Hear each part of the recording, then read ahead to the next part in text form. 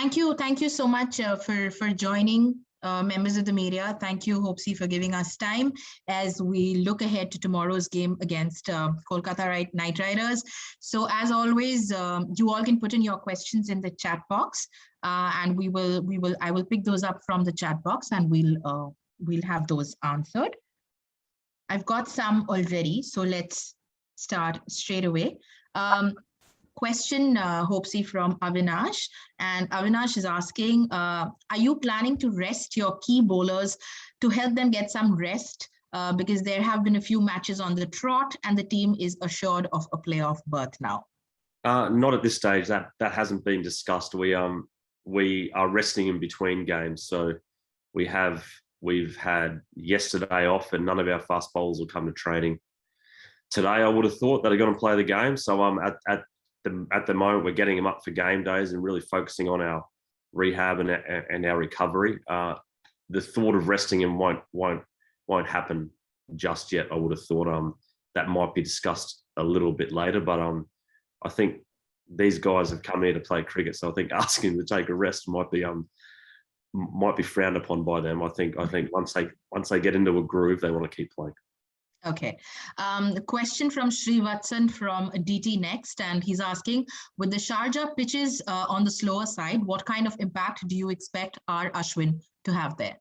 I thought he bowled beautifully the other day up against who did we play the other day? Well, Rajasthan. Rajasthan. Yeah, yes. So he bowled beautifully in that game, and he had a lot of energy on the ball. I expect him to play a big part as this tournament goes forward. At the end of the day, he's a world-class bowler, and we're fortunate enough to have 2 world-class spinners in our team, as well as 3 world-class quicks as well. So yeah, I expect him to have a big impact as this tournament goes forward. Since you mentioned the quicks, here's a question from Harshit from India Ahead TV, and he's asking, how pleased are you to see the performances of Nortje, and would you say that Delhi have found the perfect bowling trio in Avesh, Nortje and Rabada? I think perfect. We play a game that's always imperfect. So I think our message to our bowlers are we've had a good start to the second phase. The Nortje's bowled beautifully, he's bowled fast, and KG's bowled well, and Avesh has bowled probably better than we expected, coming off quite a long layoff without any game time with his thumb injury, and we got our 2 spinners, obviously. To say it's a perfect bowling attack, I don't know. We are going to be challenged at some stage in the next few games, and we are going to a venue in Sharjah where high-end speed, which our guys have, may count against them a little bit, and they're going to have to use a few of their tricks, and I think it's going to be a great challenge for them in the next few games. Okay. Next one's from the Asian Age. Hopefully the question is, there's a change in the attitude of the Delhi Capitals bowlers this season. You can see them more aggressive and attacking. What's the secret? to be honest, they bowl two of them bowl 150 kilometers an hour. So I'd be disappointed if they weren't attacking and aggressive. But having both those guys on the park has really enabled us to do that in the power play. And as I said, we got 2 fast bowlers there that are coming off a lot of cricket. I think at the start of the tournament, with Shreyas being out, we decided to play Steve, and I think all along our ideal lineup had Nortje and Rabada in it, but we just couldn't afford to do that at the start of the tournament. We need to have some stability at the top of our order with our batting, so that's why we decided to play Steve. But now that Shreyas is back and come back in some pretty handy form, it's given us the option to do that and be aggressive. The fast bowlers, they prepare well, they plan well, they understand conditions very well, and they look after themselves, which gives them the best chance to have success in a game that success isn't always guaranteed in T20 cricket. Quick word, Hopsy, on our opponents tomorrow. That's KKR. They've picked up form. Your thoughts on playing KKR tomorrow and how you think that's going to turn out?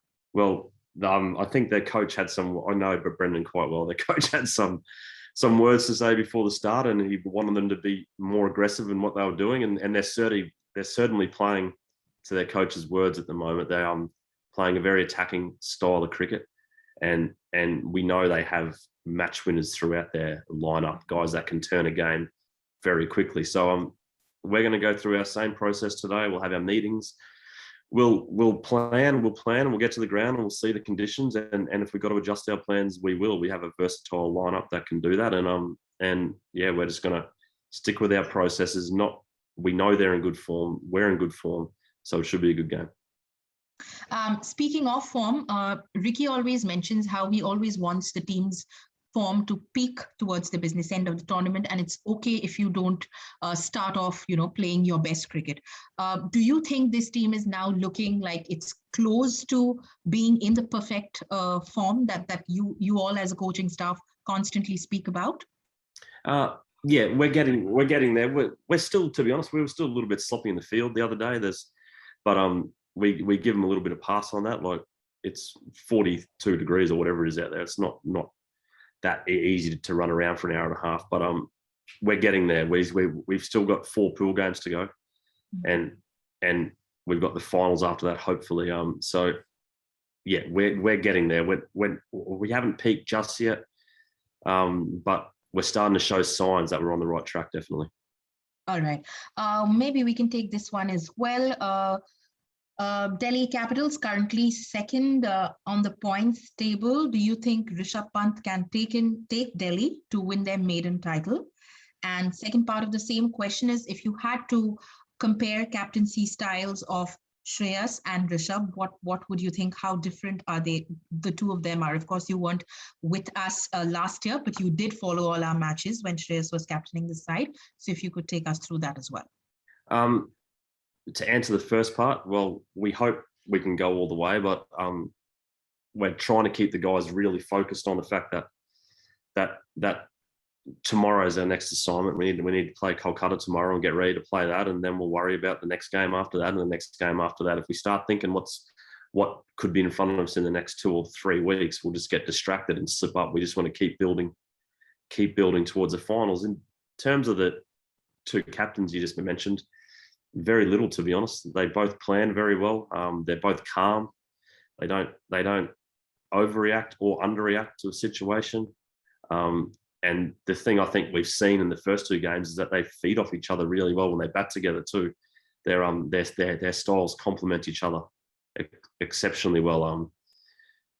Not much has changed, to be honest. Like it's all systems go. Like a few years ago when we made the move to Shreyas, like it was a long-term plan to get this team into this position. And just because Shreyas doesn't have the CBC on his name at the moment doesn't mean he's not a very senior player in this team. And Rishabh's captained the team beautifully and expect him to continue to do so.